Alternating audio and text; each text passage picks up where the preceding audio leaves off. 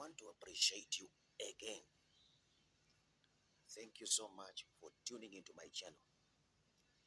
Even as I sit here, I know you are busy at work, but take a moment off your computer, whatever you're doing, and listen from my channel. These are life stories that encourage you. These are life stories that are very real in life. As a man, as a woman, you need to hear them. I hear it. This is Erianyula Pedna. I always say this because this is my name. I'm called Old Man Erianyula Pedna. In Teso, when you say Erianyula Pedna, it means that you are Erianyu, son of a Pedna. I'm here in Kitgum, Uganda, and I love it here because this is where God put me. Are you hearing? Thank you. Subscribe, like, and each time you want live stories right here on my channel, that's where you can find them. Now listen carefully. Are you listening? Thank you for tuning your ears. Women are so beautiful, so wonderfully created. And because of this beauty, not only do you admire them for your wife, there is another man who is admiring her also. And maybe there are other factors also that come in to make them behave the way they do. Are you hearing? Even as you are there as the man, when you will leave your house as a married man, leaving your married wife behind, she may also get into an affair with another man. What? Yes, she can also do that because maybe you're not satisfying her as a man. That could be also your responsibility. Maybe as a beautiful woman, another man is admiring, and this man has persistently launched manifest to the point that when you leave home, maybe she gets bored and she feels that there should be another man to give her enough time. Maybe you, the man, you don't afford her enough time. I don't know if they are the factors, but for those who afford their wives enough time and satisfy them and still find their women behaving like this, there I blame you, the wife. Are you listening? Ladies, ladies, ladies, I hope you're listening.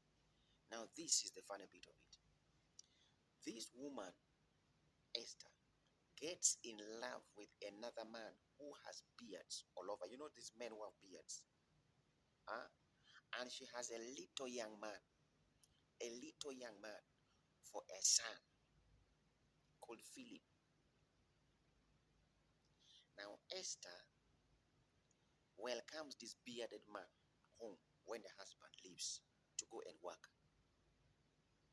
And of course, these men who are businessmen, they often go for trips 1 week, 2 weeks, sometimes even 3 weeks.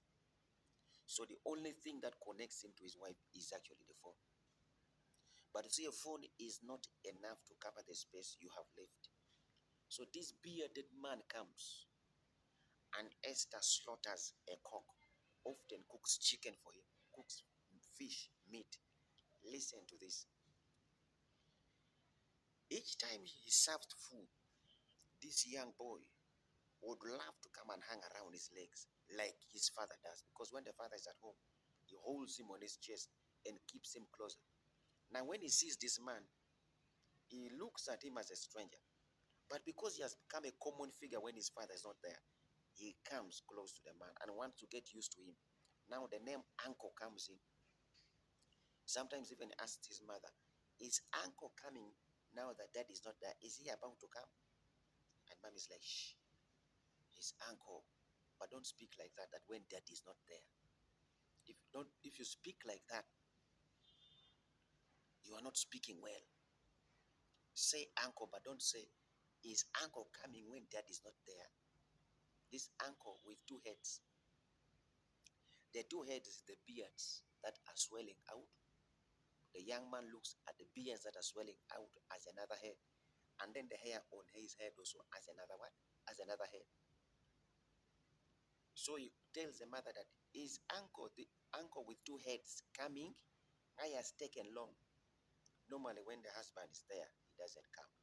But now when the husband leaves, the man appears. And when he comes, they cook good food. Chicken is slaughtered. Fish is prepared. The disadvantageous bit of it is that this man holds a different trait, a different characteristic from the father of this young man. How? When the father of this young man is there and food is cooked, he carries the boy, puts him on the thighs, and gives him soup to drink, even picks meat from fish, sorts it well, and gives the boy to eat. Now, when this boyfriend comes, who is bearded, he eats the fish, just looks at the boy like a cockroach around. And the boy looks at him and is like, hey, this man doesn't behave like daddy. He eats the fish, eats all the meat, he doesn't even salt my fish to give me, and he has to struggle there. And these two are busy kissing themselves, doing all those kind of things. And this time round, the boy walks in and he finds the mother there. He says, Uncle with mommy, what are you doing on bed? You are playing. Okay, I will tell daddy. He says, shh, don't tell daddy. I will slaughter I slaughter a chicken for you. Okay? Don't tell daddy that you got me in bed with uncle. No. Now the boy says, yes, mommy, I will not. But you will slaughter the chicken? Yes. You will slaughter the chicken? Yes. The day the father was coming back, when he saw the father in a distance, he started jumping up. And you know what the boy was saying? Mommy, slaughter the chicken. Slaughter the chicken. Daddy is coming. I'm not going to tell him. You slaughter the chicken.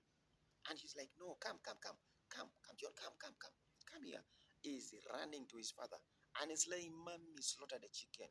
Slaughter, I will not tell daddy. And daddy's like, my son is so excited. He holds the little boy in his chest. And the little boy is saying, daddy, welcome. Daddy says, why are you so excited? No, I'm telling mommy to slaughter the chicken because she told me when she slaughters the chicken, I will not tell you the story. What story? Mommy, you slaughter the chicken, I will not tell daddy. And daddy's like, no, you first come. Tell me the story. What is this story? He says, there is a man, uncle, he comes here. He has two heads. One head is here, one head is the other side. Are you hearing? Meaning the beards he has here, that's one head. And then the hair he also has up, that's another head. So the young man looks at this as two heads. When he comes here, he takes all the soup. He doesn't give me soup like you give me. He doesn't even carry me on his legs. And he likes holding mommy, and mommy starts crying in the bed. What? He plays with mommy and mommy starts yelling and crying in the bed. And the man turned his face and said, Madam, come here. What is this story that I'm listening from this young man? This woman took off and said, I'm sorry. He said, come here. The woman took off. And the young man was saying, Mommy, where are you running? The mother is running, the man is also following, and the man is holding a panga. So this is funny. It ended when the woman was caught in the act of cheating.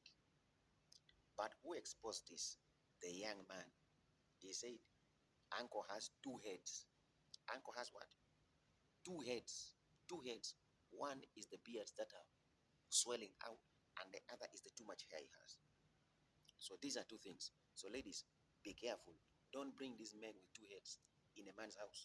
This is not respectable. This is disrespect for your husband. Are you hearing? It's better you take him to a lodge. Don't bring him home. Be careful. I hope this sense has ended. Otherwise, the panga will be at your head. And even men, be responsible. Give time to this woman. Give time. When you're at home, do everything you're supposed to do and ensure that she's comfortable before you leave. I love you guys. Subscribe to my channel and let's grow together. Good day.